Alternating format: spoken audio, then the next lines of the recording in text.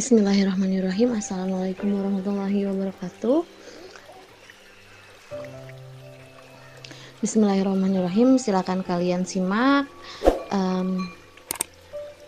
penjelasan Ibu hari ini mengenai materi pidato. Nah, di sini kalian harus tahu dulu pidato itu memiliki arti, yaitu sebuah kegiatan berbicara untuk menyampaikan sesuatu hal di depan umum. Nah, pidato ini disampaikan oleh seorang orator. Orator itu orang yang menyampaikan sebuah pidato yang isinya atau yang disampaikan oleh orator bisa berupa pendapat, gagasan, informasi, atau pesan-pesan tertentu. Selanjutnya, di sini dijelaskan pidato akan menarik apabila sang orator mampu menyampaikan isi pidato dengan vokal yang jelas dan lantang. Vokal itu suara yang jelas dan lantang, kemudian intonasi yang tepat dari misalnya intonasi yang tepat itu seperti nada, tempo, jeda itu harus tepat. Kemudian yang ketiga, memainkan ekspresi.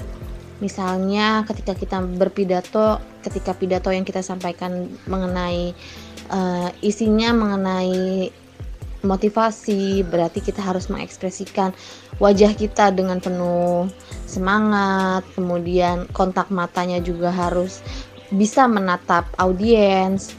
Kemudian gestur tubuh kita harus memberikan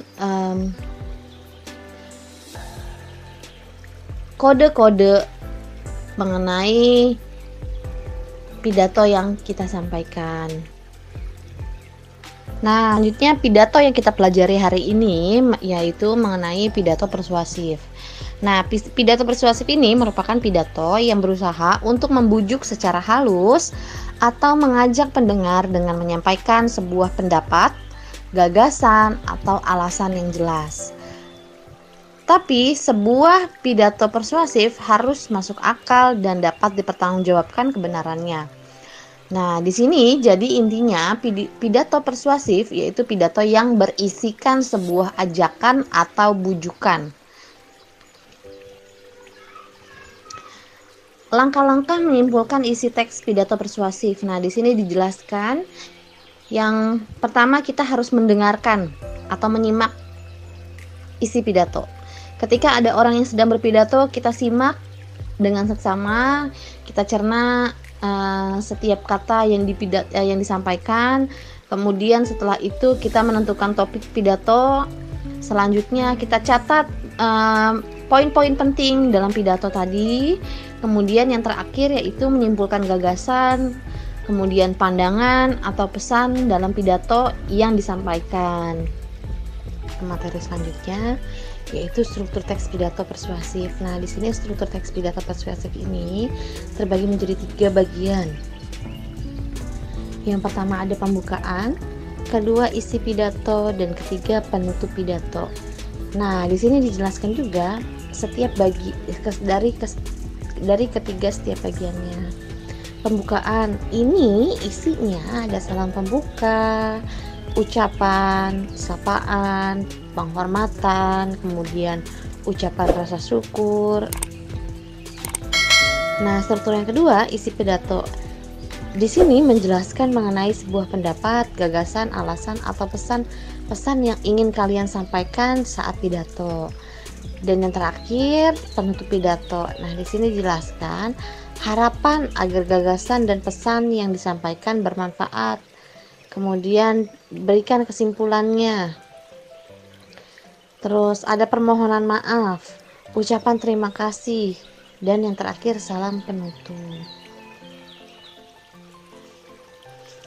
Ciri kebahasan teks pidato persuasif ini terbagi menjadi beberapa bagian. Yang pada intinya ketika kita berpidato, kita harus menggunakan bahasa yang komunikatif. Bahasa komunikatif itu bahasa yang bagaimana, Bu? Bahasa menggunakan kalimat aktif, kata tugas, kemudian kosakata yang emosi, kemudian kosakata bidang istilah, sinonim, kata benda. Nah, di sini dijelaskan intinya menggunakan kalimat menggunakan bahasa komunikatif, yaitu bahasa yang mudah dipahami, kemudian tidak bertele-tele, menggunakan kalimat aktif, kemudian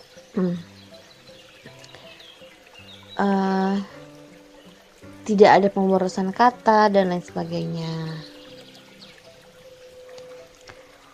Langkah-langkah menyusun teks pidato persuasif. Yang pertama, kita harus memilih dan menentukan sebuah topik. Kedua, kita setelah menentukan topik, kita lanjut ke menentukan tujuan pidato persuasif. Setelah itu, kita mengumpulkan data untuk mendukung setiap argumen atau alasan yang ingin kita sampaikan melalui pidato. Kemudian selanjutnya menyusun kerangka pidato. Setelah itu maka kita lakukan pembahasan dengan mempertimbangkan kerangka pidato. Selanjutnya kita masuk ke metode pidato persuasif. Ada 4 macam metode penyampaian pidato persuasif. Yang pertama, metode impromptu, kemudian metode ekstemporan, membaca naskah, dan menghafal. Baiklah, Ibu akan jelaskan keempat metode pidato persuasif. Yang pertama ada metode ekstemporan, yaitu metode yang dilakukan tanpa menggunakan naskah pidato, tetapi pembicara masih memiliki kesempatan untuk membuat kerangka isi pidato.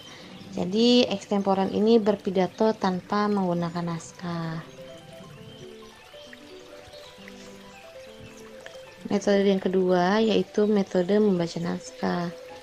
Di sini sudah jelas membaca, maka metode yang dilakukan dengan membawa teks pidato dan membacakannya pada acara yang berlangsung atau pada saat pidato dimulai di depan audiens. Yang ketiga, metode menghafal, yaitu metode yang dilakukan dengan cara menghafal naskah teks pidato yang sudah disiapkan sebelumnya. Dan yang terakhir yaitu metode impromptu. Di sini dijelaskan metode ini dikerjakan secara tiba-tiba atau dadakan tanpa persiapan apapun.